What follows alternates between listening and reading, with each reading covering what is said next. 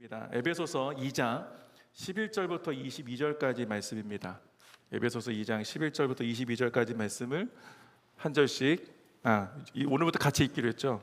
같이 한 목소리로 합독하도록 하겠습니다. 시작.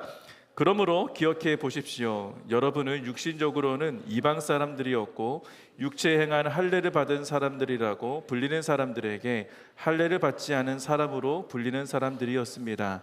그 당시 여러분은 그리스도 밖에 있었고 이스라엘 백성으로부터 제외된 사람들이며 약속의 언약들에 대해 생소한 사람들이며 세상에서 소망도 없고 하나님도 없는 사람들이었습니다. 그러나 그때는 하나님에게서 멀리 떨어져 있던 여러분이 이제는 그리스도 예수 안에서 그리스도의 피로 가까워졌습니다. 그리스도는 우리의 화평이시니 자기의 육체로 둘을 하나로 만드신 분이십니다.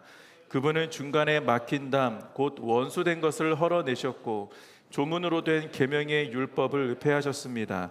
이는 그리스도가 그분 안에서 이 둘로 한 세 사람을 창조해 화평을 이루게 하시고 십자가를 통해 이 둘을 한 몸으로 하나님과 화목하게 하셔서 자기 안에서 원수된 것을 없애버리시기 위해 그리스도는 오셔서 먼 데 있는 여러분에게 화평을 전하셨을 뿐 아니라 가까운 데 있는 사람들에게도 화평을 전하셨습니다. 이것은 그리스도를 통해 우리 모두 한 성령 안에서 아버지께 나아갈 수 있게 하기 위한 것입니다. 그러므로 이제 여러분은 더 이상 낯선 사람들이거나 나그네들이 아니라 성도들과 동등한 시민이요 하나님의 가족입니다. 여러분은 사도들과 예언자들의 기초 위에 세워진 사람들이요 그리스도 예수께서 친히 모퉁이 돌이 되셨습니다. 그리스도 안에서 건물 전체가 서로 연결돼 함께 자라 거룩한 성전이 됩니다. 여러분도 성령 안에서 하나님께서 거하실 처소가 되기 위해 그리스도 안에서 함께 세워져 가고 있습니다. 아멘. 자, 주께서 다스리는 교회로 세워지다 라는 제목으로 함께 말씀을 나누겠습니다. 우리가 지난 시간에 또 기억을 좀 떠올려 보시면 좋겠는데 기억 못 하셔도 괜찮습니다만 함께 말씀을 조금 읽어 나가면서 에베소서 강의를 하고 있기 때문에 미리 한번 읽어 보셔도 또 혹은 복습해 줘도 좋을 것 같습니다. 우리가 지난 시간에는 구원의 확신에 대한 부분을 함께 나누었습니다. 그리고 율법으로는 구원에 이를 수 없다는 것을 우리 함께 나누었죠.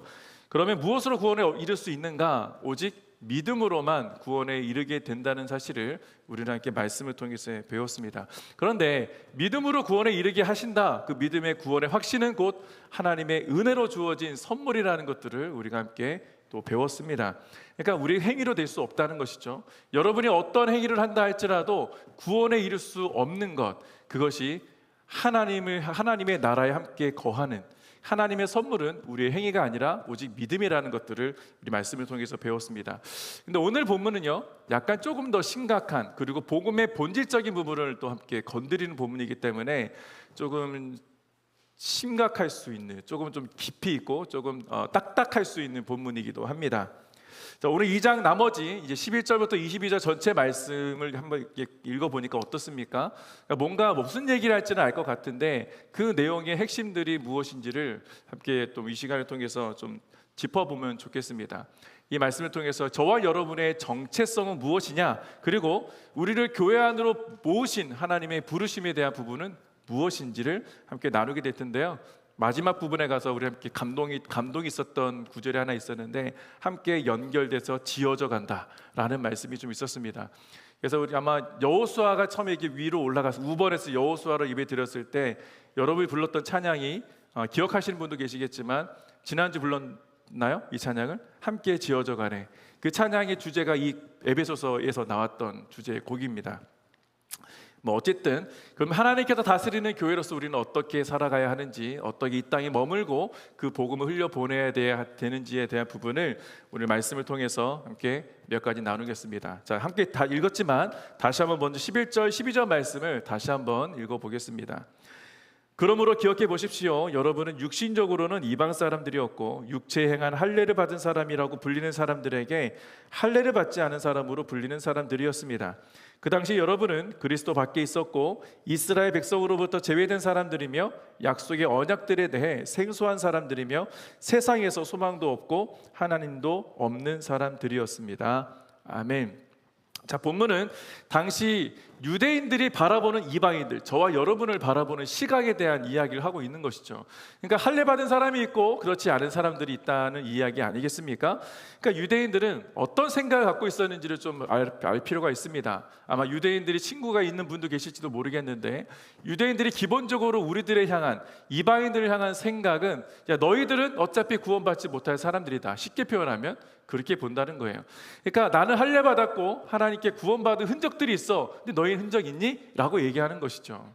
자, 여러분에게 있어서 구원에 대한 부분들, 나는 구원받았다라는 그 확증이 있습니까? 확신이 있으세요? 네, 감사합니다. 네, 아멘 하셔야 돼요. 우리는 다 구원받은 백성들로 이 자리에 모여서 주님을 예배하지 않았습니까? 우리는 구원받은 사람들이죠. 그런데 이 유대인들이 바라볼 때는 저와 여러분은 아직은 아니라는 겁니다.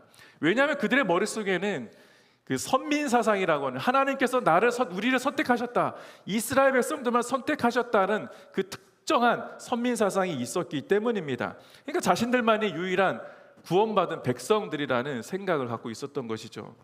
바울은 어떤 사람이었습니까? 바울도 바리새인이었죠. 유대인이었습니다. 그렇기 때문에 유대인으로서 이방인들을 바라보는 시각이 어떠한지를 너무나 분명히 알고 있지 않았겠습니까? 그러니까 이 편지를 쓸 때 어떤 마음으로 썼는지를 바울은 에베소 교인들이 알기 원했던 것이죠. 자, 유대인들이 보기에는 당연히 우리들은 할례 받지 않은 사람들입니다. 할례는 하나님의 언약 백성이라는 표식으로 아브라함과 맺었던 언약이기도 하기 때문이죠. 그래서 하나님께서 아브라함을 통해서 지키게 하신 법, 평생 지켜야 될 법이 할례였다는 겁니다. 그렇기에 유대인들이 볼 때는 우리들은 버려진 사람이라는 것이죠. 너희들은 할례 받기 전에는 버려진 사람이야. 그런데 이 문제가 하루 이틀 만의 생각이 아니라 고착됐다는 겁니다. 바울은 이 할례 문제가 예수를 믿는 우리들에게까지도 이 문제가 번졌다는 걸 알았어요. 어느 교회를 통해서? 갈라디아 교회를 통해서 이미 이 할례 문제가 한바탕 지나갔습니다. 그러니까 갈라디아 교회는, 우리 갈라디아서 읽어보면 아브라함이 자손이 나오고 막 할례 문제가 나오는데, 갈라디아 교회 안에 가만히 들어온 유대인들이 있었다는 거예요. 그들을 통해서 할례를 받지 않으면 예수를 믿어도 구원받지 못한다라는 이상한 이론을 가지고 온 것이죠. 바울이 화가 났어요. 그것 때문에, 야, 내가 너에게 전한 복음은 예수를 믿음으로 구원받는 그 복음의 진리만을 전했는데 왜 거기에 플러스 알파를 가져오느냐, 왜 그것 때문에 흔들리냐라고 얘기하는 거예요. 그러니까 이미 한바탕 지나간 문제를 에베소 교인들에게는 그렇지 않다라는 것을 분명히 얘기하고 싶었던 것이죠. 자, 갈라디아서 6장 13절 말씀에 갈라디아 교인들이 어떤 혼란이 있었는가라는 부분을 이야기합니다. 갈라디아서 6장 13절입니다. 할례 받은 사람들이 스스로 율법을 지키지 않으면서 여러분에게 할례를 강요하는 것은 여러분의 육체를 자랑하려는 것입니다. 아멘. 자, 보십시오. 할례는 무엇이냐? 너희들의 육체의 흔적, 자랑일 뿐이라는 겁니다. 그러니까 아까 제가 여러분에게 질문 던졌죠. 여러분, 구원의 확신에, 그러니까 구원이라는 표식이 있습니까? 증거가 있습니까? 무슨 사인을 했습니까? 계약서가 있습니까? 우리는 없어요. 오직 우리의 믿음의 고백밖에 없는 것이죠. 그 얘기를 하고 있는 것이죠. 나는 율법을 지키는 사람으로서 하나님 앞에서 할례도 받았고 난 이런 흔적들이 있다. 근데 바울은 뭐라고 얘기합니까? 그것은 자랑이다. 육체의 자랑일 뿐이라고 이야기하는 것이죠. 그러니까 마치 구원이라는 보험을 들고 있는 사람이 여기저기 다니면서 나는 구원받았어 라고 얘기하는 것과 같다는 겁니다. 그러니까 우리 지난주에 나눴던 본문 9절 말씀에 그 내용에 대한 분명한 이야기가 있는데, 우리의 구원은 은혜로 얻은 것이기 때문에 아무도 자랑할 수 없다라는 부분이 지난주 9절 말씀이었습니다. 그런데 그렇다면 바울이 지금 무엇을 말하고자 하는지 이제 좀 더 명확해지지 않습니까? 구원에 대한 문제, 할례에 대한 문제, 우리를 향한, 이방인들을 향한 하나님의 계획은 무엇이었는가? 이것은 분명히 바울은 우리들에게 전하고 있는 것이죠. 근데 이 모든 문제가 과거 바울 시대 때만 있었던 것이냐? 그렇지 않다는 겁니다. 오늘날 이 시간에도 저와 여러분의 마음속에 그 믿음의 문제, 구원의 문제는 여전히 지금도 혼란스러워요. 많은 성도들에게 가서 구원받았습니까? 라고 얘기하면 아까 여러분 반응처럼 조용해요. 헛갈리는 거죠. 내가 구원받았나? 아니면 여전히 나는 구원에 이르는 그 과정 중에 있는가? 물론 저와 여러분이 마음속에 있는 의심 분명히 있을 수 있습니다. 그게 틀린 것은 아니에요. 근데 분명한 건 성경에 말하는 구원은 예수 그리스도를 믿고 하나님을 아버지를 영접하는 자, 그에게는 하나님의 자녀가 되는 권세를 주셨다. 하나님의 자녀. 우리가 지난번에 뭐라고 배웠습니까? 하나님 믿는 자, 예수를 믿는 자에게는 하나님의 자녀가 되는 상속권이 주어졌다고 우리 함께 배우지 않았습니까? 그 얘기 뭐예요? 구원이 우리에게 주어졌다는 것이죠. 믿음으로 구워졌다. 그러니까 그 이야기를 하고 있는 거예요. 근데 바울은 그것에 대해서 흔들리지 않는 신앙을 갖기를 원하고 있는 것입니다. 그러니까 예를 들면 신앙생활 하는 데 있어서 기적이 필요합니까? 반드시 기적이라는 것이 필요합니까? 아니에요. 여러분의 삶에 어떤 은혜가 필요한 건 맞죠. 그런데 그 은혜가 반드시 필요한 것은 아니라는 거예요. 반드시 그 은혜와 기적이 나의 삶에 있어야만이 내가 구원받은 사람이라는 증거야 라고 말할 수 있는 하등의 이유가 없다는 것입니다. 한국에 있을 때 어떤 분이 저에게 찾아왔어요. 눈물을 흘리며 찾아왔어요. 왜 찾아왔는가? 하나님이 나를 버리셨나 봐요 라고 찾아왔어요, 저에게. 그래서 무슨 말이냐고 그랬더니 다른 지체가 자기 다 찾아와서 이런저런 얘기하다가 자매님이셨어요. 자매님이 이제 누가 이 대화하는데 어떤 믿음의 친구가 함께 대화하다가 순환해서 대화하다가 자기는 얼마 전에 하나님을 자기를 치유하시는 기적을 경험했습니다. 그러니까 의사들도 포기하고 아무도 다 포기했는데 정말 기도하면서 믿음 안에서 기도했더니 이게 치유가 됐다는 거예요. 그러면서 이런 흔적이 있는 내가 구원받았지 누가 구원받았겠습니까? 이런 얘기를 했는데 그러면서 너에게는 그런 간증이 있느냐라고 물어봤다는 거예요. 나는 아직 그런 경험하지 못했어 이렇게 얘기하니까 이 자매님이 약간 오해를 했던 거죠. 믿음에 대한 구원에 대한 부분을 오해했는지 그 자매님에게 상처를 주고 말았습니다. 그런 흔적이 없으면, 그런 간증이 없으면 너는 구원에서 약간 멀어진 거 아니겠냐 이런 얘기를 했다는 거예요. 물론 말도 안 되는 이야기지만 실제 있었던 이야기입니다. 하나님이 나를 버리셨냐고 저를 찾아와서 그렇게 묻더라고요. 동의할 수 없는 이야기죠. 여러분 가운데도 그런 인생 가운데 지금까지 짧게는 20년, 길게는 50년 이상은 사셨을 텐데 그 안에서 하나님을 믿은 여정 중에 기적 하나 없겠습니까? 없을 수도 있어요. 없다고 뭐라는 건 아니에요. 없을 수도 있어요. 중요한 것은 그 안에서 하나님과의 교제가 있었느냐 없었느냐가 중요하지 않겠습니까? 저는 저희 장인어른이 이제 미국 오기 전에 돌아가셨어요. 소천하셨는데 그래서 벌써 오래되네요. 5년 전이니까. 저희 아내랑 저랑 결혼하면서 제가 아내를 위해서 기도했던 거는 장인어른이 예수를 안 믿었습니다. 근데 목회자에게 시집 보내는 것은 좀 이상하지 않아요? 굉장히 쉽지 않았던 거죠. 근데 저를 이렇게 보내실 때 예수를 믿지는 않지만 그냥 믿을 만한 놈이니까 저에게 주셨다는 거예요. 예수를 그래도 믿을 만한 놈이니까. 그래서 저는 이렇게 너무 감사했죠. 근데 제가 하루도 빼지 않았던 건 뭐냐면 장인어른 댁에 갈 때마다 이게 문이 있잖아요. 현관문에 손을 얹고 기도하고 초인도 눌렀어요. 예수님이 이 안에 같이 저랑 들어가 주세요. 그렇게 기도했습니다. 평생 하나님 예수를 영접하지 않으셨던 그 분이 돌아가시 직전, 코로나 때 한창 코로나가 한창일 때 그때 돌아가시 전에 저에게 세례받고 돌아가셨습니다. 저한테 사위한테 세례받았다고. 저한테 세례받고 예수님 영접했다고요. 믿겠다고. 저는 그걸 보면서 정말 아내가 뭐라고 고백했냐면 평소에는 하나님 내가 믿지만 아버지가 천국 갈 것도 믿고 예수를 영접할 것 믿지만 그날이 언제 올까? 그 믿음이 점점 희미해져 간다고 이야기를 했었던 기억이 있습니다. 사위가 목사인데 너무 미안하고 아내한테 너무 쪽팔렸어요.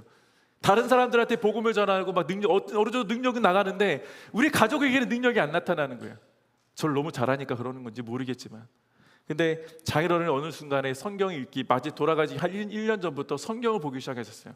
그 성경은 제 아들이 갖다 놓은 어린이 성경이었습니다. 장인어른 댁에 할아버지 보시라고. 그 성경 나는데 몇 년 동안 보지 않으시는 그 성경이 어느 날인가 제가 가는데 사진도 찍어놨어. 성경을 보고 계시더라고. 그 외부 뭘 보세요 했더니 그림이 있길래 보는 거라고. 보시면서 교회도 가시기 시작했고 예수님은 잘 몰랐어요. 그러니까 그런 것처럼 저는 그런 간증을 보면서 그런 기적들을 보면서 하나님께서 반드시 선택한 사람들이 분명히 있다. 분명히 있는데 그것을 기다리는 자에게 주시는 축복이 분명히 있구나라는 것을 알게 됐던 것이죠. 자, 육체에 반드시 믿음의 증거가 있어야만 우리의 눈으로 보는 것들이 있어야만 내가 정말 구원받았는지 저 사람이 구원받았는지를 알 수 있느냐? 아니라고 저는 믿습니다. 약속의 자녀라는 표식이 할례이기 때문에 할례를 받을 증서가 있다 할지라도 여러분의 행위가 전혀 성도답지 않은 행위라면 구원받은 사람이라고 이야기할 수 있겠습니까? 그러니까 믿음과는 상관없는 이야기 아니겠어요? 오히려 지켜야 할 말씀대로 살지 못한다면 하나님의 이름을 망령되게 한 사람으로 주님께 지적받지 않겠습니까? 저는 이게 더 두렵습니다. 바울은 말하기를 전에는 저와 여러분이 그리스도 밖에 있었던 사람이라고 이야기합니다. 그리고 제외된 사람이라고 이해하는 것이죠. 말씀을 읽어도 말씀에 대해서 생소한 사람들이라고 바울은 이야기합니다. 세상에 소망도 없고 하나님도 없는 사람들이었다라고 바울은 이야기하고 있는 거예요. 그러니까 우리가 예수를 믿기 전의 상태는 어떤 상태냐? 그리스도에 떠난 사람이다. 그리스도에게 멀어진 사람이고 그리스도가 누군지 모르는 사람이다라고 얘기하는 겁니다. 당연한 것이죠. 그런데 믿은 후에 우리들의 모습은 어떤 사람이냐? 여전히 예수를 모르는 사람들이 아님에도 불구하고 예수를 믿은 후에도 예수의 밖에 있는 사람처럼 행동하는 것에 대해서 지적하고 있는 거예요. 그래서 바울은요, 이제는 믿음의 삶을 사는 성도는 달라도 뭐가 다른 삶을 살아야 한다는 것을 지적합니다. 이전의 모습들을 그래서 기억해 보라는 거예요. 너희는 전에는 무엇였는지 모르냐? 너희는 전에는 어둠이었다. 예수 그리스도 밖에 있었던 사람들이다. 심판받은 사람들이었다라고 이야기하는 것이죠. 13절 말씀 보겠습니다. 13절 말씀. 그러나 그때는 하나님에게서 멀리 떨어져 있던 여러분이 이제는 그리스도 예수 안에서 그리스도의 피로 가까워졌습니다. 자, 지금은 어떤 상태라고요? 그리스도 안에서 가까워졌다라고 이야기합니다. 예수를 믿기 전에는 멀리 떨어져 예수를 모르는 사람이었다면 이제는 예수 그리스도 안에 머무는 사람, 예수와 가까워진 예수의 피로 하나님과 가까워진 사람이었다고 합니다. 그러니까 하나님은 나는 몰랐었던 인생이 있었다는 것이죠. 여러분 모태신앙이라고 해도 저도 모태신앙이지만 지난 시간 돌아보면 정말 예수님을 제가 제대로 알지 못했던 시간들이 너무 많이 있었던 것을 발견하게 되는 것입니다. 그런데 우리가 예수의 피로 하나님과 가까이 가까워졌다는 그 증거를 대라고 하면 우리는 십자가밖에 될 수가 없습니다. 십자가가 유일한 증거이기 때문이에요. 근데 이 말씀이 저와 여러분에게 왜 중요하냐? 이전에는 하나님을 알고 싶어도 가까이 가고 싶어도 가까이 갈 수 없다는 얘기 아니겠습니까? 그러니까 예수의 피로 가까워졌고 십자가로 가까워졌는데 그 전에는 내가 가고 싶어도 못 가는 곳이 하나님 앞이었다는 거예요. 지금 우리 너무나 쉽게 오지 않습니까? 아까 우리 형제님이 찬양 인도할 때 마지막 주님은 우리의 왕이십니다. 내가 왕이라고 인정한다 할지라도 하나님 앞에 가까이 할 수 없는 거예요. 우리가 십자가가 없이는. 자, 왜냐하면 하나님의 임재의 상징은 어디입니까? 우리가 성경을 좀 아시는 분이라면 성소가 있고 지성소가 있어요. 하나님의 임재하심이 강력하게 임하는 곳은 지성소입니다. 근데 지성소에 아무나 들어갈 수 있었던가요? 못 들어갑니다. 1년에 딱 한 번 누구만 대제사장만 들어갈 수가 있어요. 나머지는 그냥 성소까지밖에 못 들어갑니다. 그 성소도 우리는 못 들어갑니다. 제사장들만 갈 수 있는 거예요.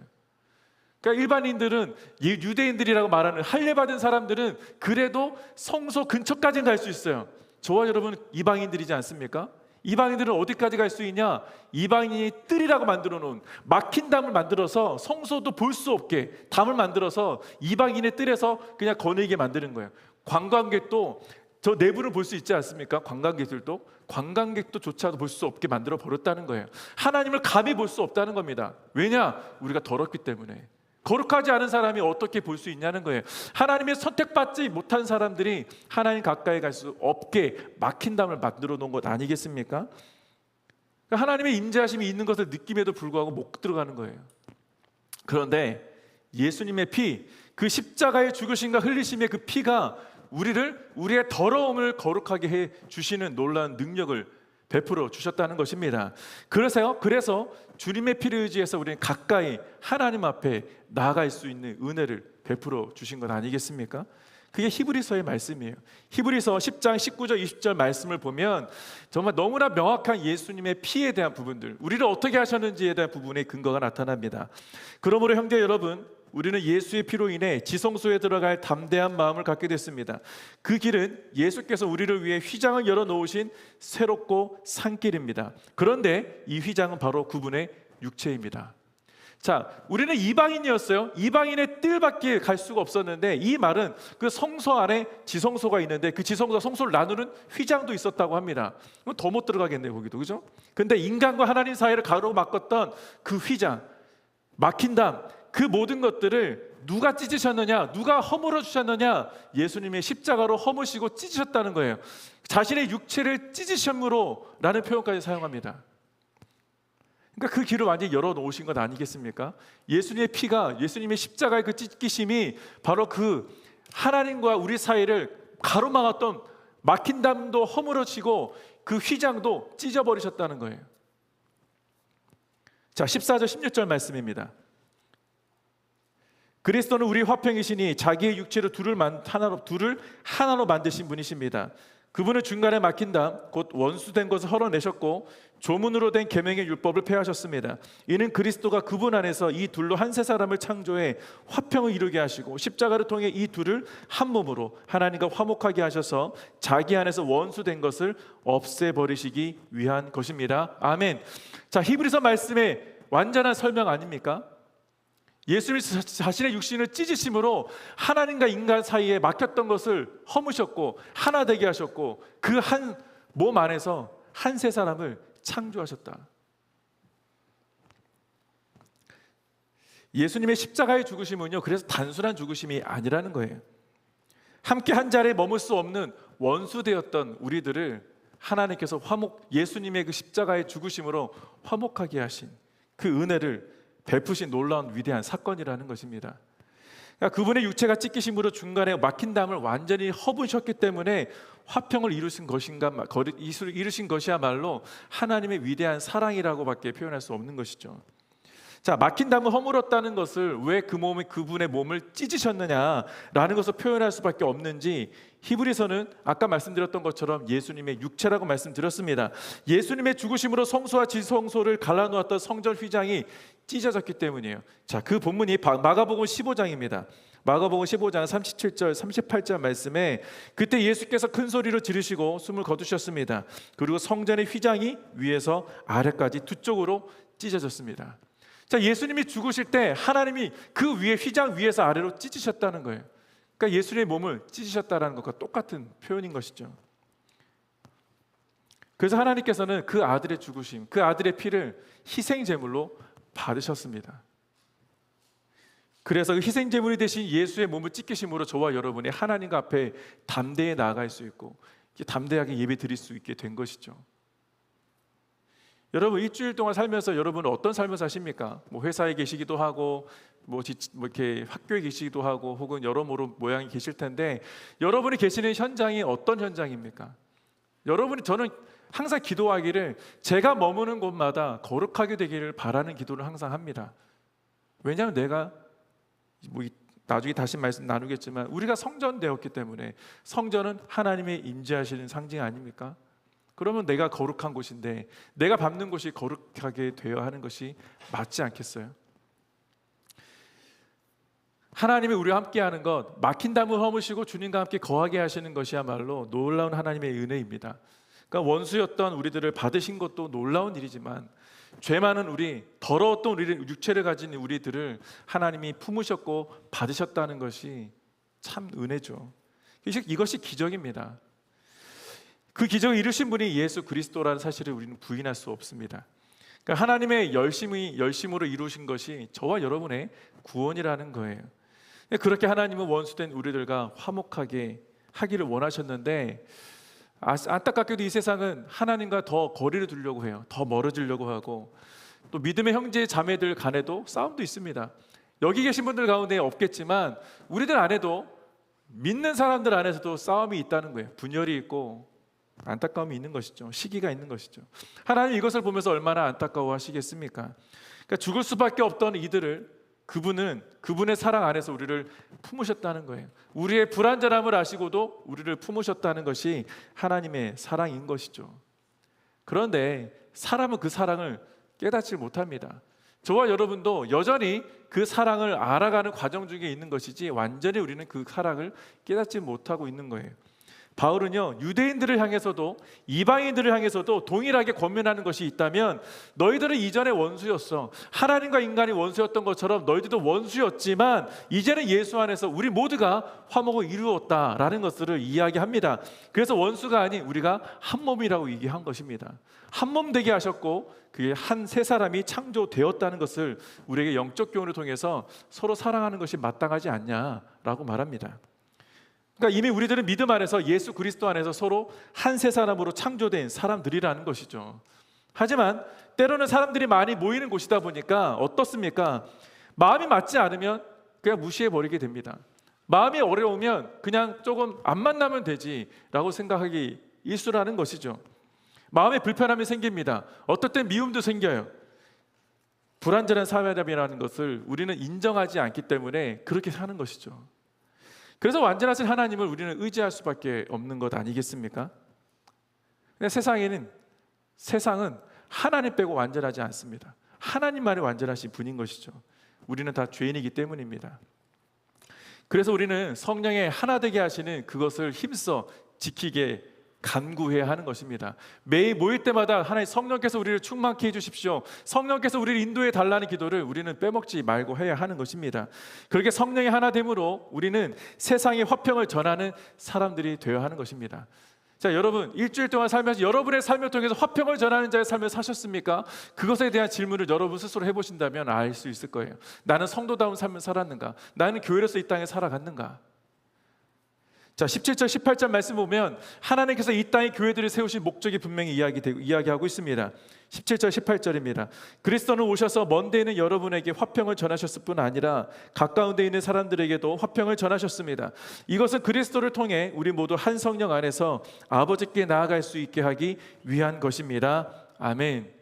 자, 예수님께서는 십자가의 사랑으로 전해주신 것이 무엇이냐? 화평이었다라고 말합니다. 우리 모든 사람들에게 단 한 사람도 빠짐없이 주어진 것이 화평이라고 말합니다. 또 이 화평을 우리들에게 전해주신 이유가 있다는 것이죠. 그 이유는 아버지께 담대하게 나아갈 수 있게 하기 위한 것이라는 거예요. 그렇다면 저와 여러분에게는 피할 수 없는 책임이 있다는 것 아니겠습니까? 지금 여러분 안에 뭐가 있다고 지금 말씀하고 있어요? 화평이 있다고 말씀하고 있습니다. 나에게 주어진 화평이 있다면 여러분이 밟는 모든 땅마다 어떤 일이 일어나야 되는가? 화평이 일어나야 되는 거예요. 사랑이 일어나야 되는 것입니다. 그런데 여러분이 밟는 곳에 미움이 있고 분열이 있고 시기가 있다면 여러분, 우린 잘못 사는 건 아닐까요? 잘못 믿는 것은 아닐까요? 여러분 안에 예수가 있고 성령이 있고 하나님이 우리에게 분명히 말씀하신 이 약속의 말씀 붙들고 있다면 내가 밟는 곳마다 사랑이 넘쳐나야 되는 것입니다. 이게 잘 안 되지 않습니까? 왜 안 될까? 나는 그 말씀대로 내가 그 말씀을 온전히 믿고 있고 그 말씀을 따르고 있느냐? 우리는 그것을 한번 따져봐야 되지 않겠어요? 나에게 주신 책임이 있는데 그 책임을 나는 혹시 외면하고 있는 것은 아닌가? 여러분, 순 나눔하면 좋죠? 순 나눔할 때 너무 좋잖아요. 그 안에는 왠지 사랑이 있는 것 같고 왠지 뭔가 있는 것 같잖아요. 그런데 여러분이 직장에 있든 어디든 그곳에 가면 왠지 모를 사랑보다는 그냥 업무적으로 일적으로만 그것을 대하지는 않은지 모르겠습니다. 여러분, 일터도 여러분이 밟는 모든 곳이 제가 어딘지 모르겠어요. 여기 계신 분 가운데 뭐 직장도 있고 학생들도 있기 때문에 여러분이 밟는 곳이 어딘지 모르겠지만 그 곳이 여러분에게 맡겨주신 책임 장소라고 말씀하시는 겁니다. 여러분이 밟는 곳에 화평 일으켜야 돼요. 싸움이 있으면 여러분이 계시면 그 싸움을 멈춰줘야 된다는 것입니다. 제가 언젠가 말씀드렸는지 모르겠어요. 제가 목회자로 부름받기 전에 제 친구들이 저를 향해서 많이 좀 그랬죠. 제가 굉장히 세상적이었거든요. 과거에는 벌써 25년 전이지만 그때 친구들을 저를 보면 저를 만나면 항상 가는 곳이 있었어요. 정말 지금은 상상하고 싶지 않은 그곳이지만 그걸 막 저를 데려가는 거예요. 그런데 어느 날 제가 목회자로 부름받으니까 얘네들이 저를 안 믿어요. 네가 목사가 그때 전도사죠. 전도사가 됐다는 그 소리를 듣고, 야, 어제만 해도 네가 그런 놈이었는데 오늘 갑자기 하나님 너를 바꾸게 했다고? 난 믿을 수가 없어. 나를 보겠다고 저를 끄집어냈어요. 술집으로 끌어냈어요. 술자리로 저를 불러갔단 말이죠. 저는 전화를 받고, 저는 전화를 정말 받고 싶지 않았는데 당분간 끊고 싶었던 친구들이었습니다. 그런데 그냥 갔어요. 그래도 인사를 해야지, 불렀으니까. 근데 제 친구들이 제가 이제 딱 가는 그 자리에 장소를 바꿨어요. 처음에 이제 술집 주점이었는데 술집에서 저를 놀리려고 부른 거예요. 진짜 제가 변했는지 안 변했는지 확인하고 싶어서 술집에서 장소를 카페로 바꿨습니다. 그래서 왜 바꿨나 몰랐어요. 나중에 카페 쪽으로 갔는데 그 카페 멀리 저 만나서 같이 이제 카페 들어가려고 그 도로변에서 저를 이렇게 기다리고 있었던 제 친구들을 제가 멀리서 발견했습니다. 근데 멀리서 보는데 뭔가 연기도 나고 뻘건 불이 있는 거예요. 그래서 쟤네 담배 피고 있구나. 근데 담배 피는데 제 마음속에는 약간 좀 어지러움증이 있었습니다. 어떻게 해야 되지? 어떻게 이걸 해결해야 되지? 근데 제가 가는 순간에 저 멀리서 그 친구들도 저를 발견했나 봐요. 발견했던지 갑자기 제 친구들 그럴 친구들이 아닌데 담배를 피던 제 친구들이 손에서 담배를 갑자기 집어 던지고 끄고 막 이렇게 하더라고요. 제가 오는 거 보고. 그래서 제가 그 친구들한테 물어봤어요. 야, 왜 갑자기 술집에서 일로 바꿨고 왜 너 담배 피는 거 봤는데 왜 껐냐 했더니 몰라, 그냥 네가 오니까 그냥 왠지 껐어. 그 네가 오니까 왠지 카페 가야 될 것 같아. 이렇게 얘기해 주더라고요. 그리고 제 앞에서 늘 언제나 쌍욕을 했던 친구들이거든요. 근데 제가 있다는 거 하나만으로 자중하더라고요. 조금. 야, 쟤 왔잖아. 오늘 좀 자중하자. 웃긴 일이죠. 저는 그걸 처음 경험했습니다. 그러니까 매번 그런 건 아니에요. 매번 그런 건 아닌데 그때 저를 확인하고자, 제가 정말 변했는지 확인하고자 하는 그 친구들의 변한 모습을 통해서 하나님은 나를 화평하는 자로, 그리고 그들 앞에 제가 뭘 했겠습니까? 복음을 전했죠. 내가 예수를 어떻게 만나는지, 어떻게 믿게 되는지. 그 중에 친구들이 장로도 있습니다. 선교사도 있어요. 지금은.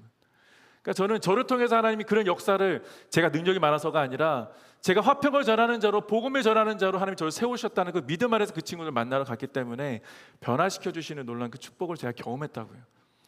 여러분이 밟는 현장이 그런 변화의 현장이 되었으면 좋겠습니다. 왜냐하면 주님 말씀하시잖아요. 우리는 이제 먼 데 있는 사람들이 아니라 가까운 데 있는 사람이다. 하나님과 가까운 데 머문 사람은 달라도 뭐가 달라지지 않겠습니까? 저와 여러분에게 주신 책임, 화평을 전하는 자, 서로 사랑하는 자가 무엇인가, 그것을 여러분의 삶에서 실천하고 적용하고 흘려보내는 그런 복의 통로가 돼야 하는 것, 그것이 저와 여러분에게 주신 예수 안의 평안이라는 거예요. 교회 안에서 함께 공동체로 부름받은 저와 여러분은요, 예수 안에서 하나님과 연합된 성도라고 말합니다. 그러니까 그렇기 때문에 우리는 서로 사랑해야 하는 것이죠. 서로 아껴야 하는 것입니다. 예수님의 마음을 닮은 성도가 되기 위해서는 어떻게 해야 되는가? 여러분, 서로를 위해 중보하십시오. 여러분, 순나눔을 통해서 여러분이 그냥 기도로 나누는 이들이 있다면, 그 안에서 고통과 슬픔이 있으면 그 마음을 공감해 주는 것 아니겠습니까? 그 공감해 주는 것이 아니라 기도해 주는 것이죠. 제가 몇 주 전인가 말씀 나눴잖아요. 그냥 기도할게요라고 그냥 끝내지 마시라고. 여러분과 말씀을 나누고 삶을 나눴는데 기도가 필요한 사람이 있어요. 그러면 지나가다가도 기도할게요라고 지나가지 마시고 그냥 그 자리에 손 붙들고 기도한 그 자리에 기도하세요. 집에 가면 기도 안 하시잖아요. 잊어버리잖아요. 우리는 그냥 그 자리에서 기도해 주셨으면 좋겠습니다. 제가 이 예배를 언제 바꿀지는 모르겠는데 저는 그 생각도 있어요. 우리 중간에 축복하는 시간 굉장히 길게 하잖아요. 그 시간에 차라리 같이 기도할까? 이 생각도 들었어요. 또 축복하다가도 만나면 좋은 친구 우리가 기도해요, 뭐 이렇게 할 수도 있지 않습니까? 그런 기도도 했으면 좋겠다라는 생각이 좀 듭니다. 왜냐하면 우리는요, 예수 안에 함께한 사람들 아닙니까? 그래서 우리는 원팀이에요. 원팀. 우리는 하나님의 예수 그리스도라는 그 믿음 안에서 예수 그리스도의 옷을 입은 한 팀이라고요. 우리가 못할 게 뭐가 있겠어요? 같은 공동체고 같은 소속 아닙니까? 우리의 자랑은 그래서 할례나 어떤 믿음의 어떤 구원의 어떤 그 표식과 같은 눈에 보이는 것이 아니라 하나님 안에 있는 것, 그리스도 예수 안에 있는 우리가 그냥 그런 믿음의 구원의 흔적들 아닙니까? 그렇기 때문에 우리의 자랑은 저는 여러분이 됐으면 좋겠습니다. 우리 서로가 예수 그리스도 안에서 자랑이 되었으면 좋겠어요. 이것이 저와 여러분의 프라이드가 되기를 축복합니다.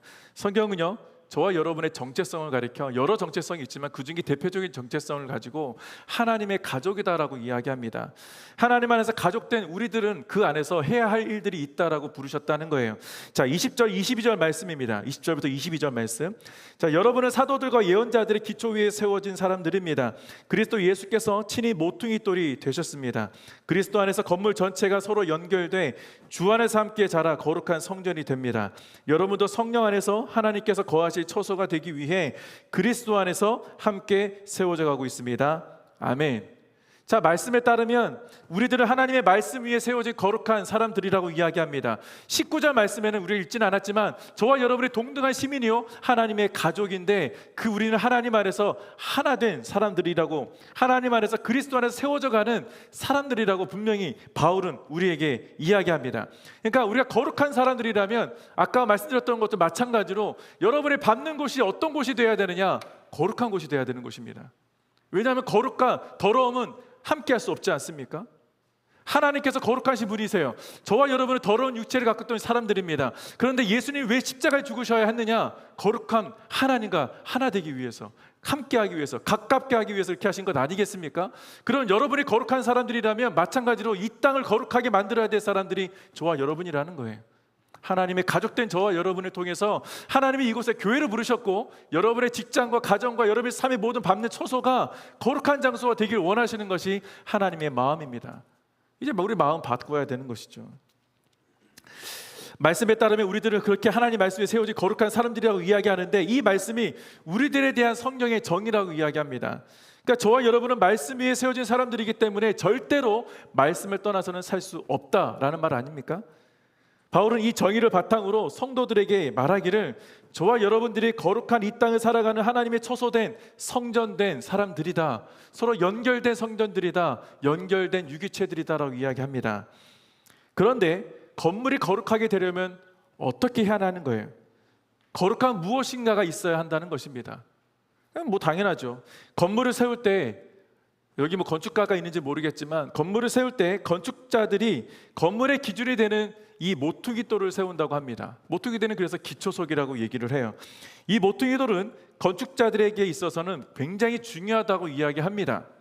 그러니까 모퉁이 돌은요, 건물의 기준이 되기도 하고 건물과 건물을 서로 연결하는 주축돌이 되기도 하기 때문이죠. 그런데 우리들에게 영적인 모퉁이 돌이 있습니다. 그 영적인 모퉁이 돌은 예수 그리스도시죠. 그런데 이 예수 그리스도를 누가 배척했는가, 누가 버렸느냐? 유대인들이 버렸다고요. 사도행전 4장 12절입니다. 사도행전 4장 12절. 이 예수는 건축자들이 버린 돌이지만 집 모퉁이의 머릿돌이 되셨습니다. 자, 예수님은 두 개의 벽, 곧 유대인과 이방인을 잇는 모퉁이들이 되셨지만, 유대인들은 그 돌을 십자가의 못 박음으로 버렸다는 거예요. 그러나 하나님께서 그 버린 모퉁이 돌을, 그 버린 돌을 모퉁이의 머릿돌이 되게 하셨다. 저와 여러분의 삶을 이어주시는 그 모퉁이 돌, 하나님과 우리 사이 이어주시는 그 모퉁이 돌이 되신 분이 예수 그리스도시라면, 저와 여러분 안에 그 예수의 영, 성령이 거하시는 것 아니겠습니까? 그 거하시면 우리가 거룩하게 되는 것이죠. 그러므로 우리들을 모퉁이 돌이 되신 예수를 믿음으로, 그분 안에서 말씀 위에 세워진 사람들, 곧 예수 그리스도의 다스리시는 교회로 세워진 사람들이 저와 여러분이다. 그렇게 우리는 부르심 받았다는 거예요. 그렇다면 여러분들이 밟는 모든 땅은 계속 말씀드리지만 거룩한 곳이 되어야 합니다. 반주해 주시면 좋겠고요. 이렇게 성전 내 우리들의 모임으로 하나님의 거룩한 처소가 그렇게 완성되어 가는 것이죠. 그런데 하나님께서 통치하시며 다스리시는 처소가 되기 위해서는요, 반드시 필요한 것들이 있습니다. 첫 번째, 성령 안에 있어야 되는 거예요. 두 번째, 그리스도 안에 서로 연합해야 하는 것입니다. 세 번째, 우리가 하나 되는데 힘을 다해야 합니다. 마지막 네 번째, 주께서 다스리는 것을 인정하는 것이죠. 그러니까 저와 여러분이 하나님 안에서 정말 거룩한 성전 되기 위해서는 날마다 하나님을 사모하는 마음, 말씀 안에 거하기를 사모하는 마음, 하나님께서 우리 삶에 무엇을 원하시는지 분별할 수 있도록 성령의 충만하심을 날마다 간구해야 합니다. 무엇보다도 우리를 교회로 부르셨기 때문에 저와 여러분은 서로 유기적으로 연결된 하나의 성전 되기 위해서 하나님 부르셨다는 사실입니다. 그러니까 우리는 서로 사랑해야 할 이유가 너무나 당연하지 않습니까? 다르다고 해도, 생김새는 다를지 몰라도 우리는 동등한 시민이요 하나님의 가족이라면, 옆 사람 바라볼 때 뭐 때로는 마음이 안 맞을 수 있어요. 목회자들도요, 같은 목회 사무실에 있어도 마음이 안 맞을 때도 있어요. 나도 사람인지라 생각이 다를 수 있고 자라온 환경이 다르잖아요. 그럼에도 불구하고 하나님이 말씀하신 것이 있기 때문에 억지로는 아니에요. 진짜 사랑하겠다고 고백을 하게 되면 사랑하게 되더라고요. 여러분, 저도 직장 생활을 좀 오래 했어요. 저 직장 생활할 때 정말 미워하는 사람이 있었습니다.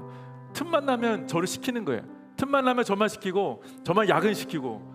저는 진짜 뭐 야근했다고 돈을 더 주는 것도 아니라서 너무 화가 났어요. 근데 절대 퇴근을 안 시키더라고, 저를. 저는 어떨 때는 새벽 1시에 퇴근하고, 뭐 다음날 몇 시까지인가? 하여튼 새벽인가 그 시간에 출근하라고.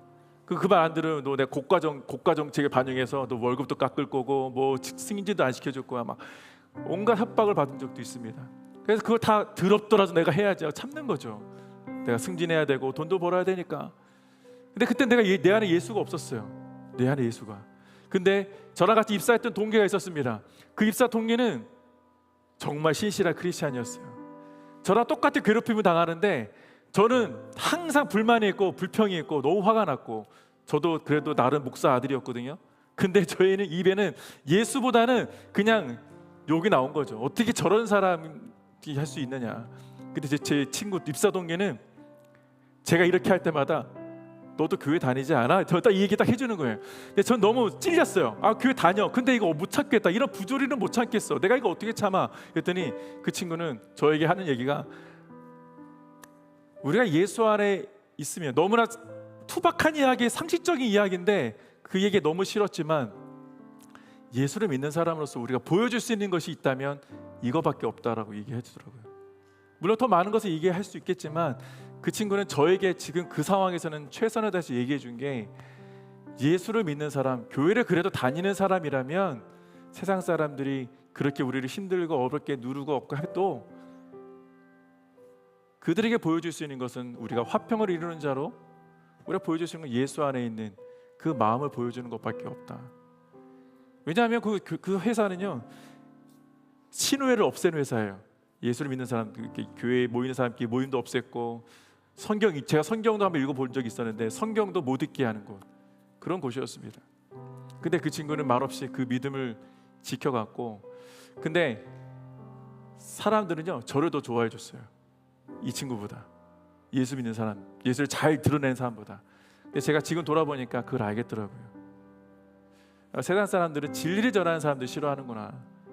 복음 안에 있는 사람, 저 맞는 말 하는 사람 싫어하는구나. 제가 너무 많이 돌아봐서, 지금 그 친구와 연락은 안 되지만 지금 와서 제가 그 친구 연락이 된다면 너무 고맙다고 감사하다고 얘기해주고 싶은 친구입니다. 성부와 성자와 성령 하나님께서 저와 여러분을 이곳에 부르셨고 우리를 하나 되게 하시는 것을 힘써 지키게 하실 때 분명히 여러분의 직장이 변하고 여러분의 삶은 지금보다 더 완전한 하나님의 나라를 꿈꾸는 삶이 될 줄로 믿습니다. 우리 그 삶을 이뤄가길 바랍니다.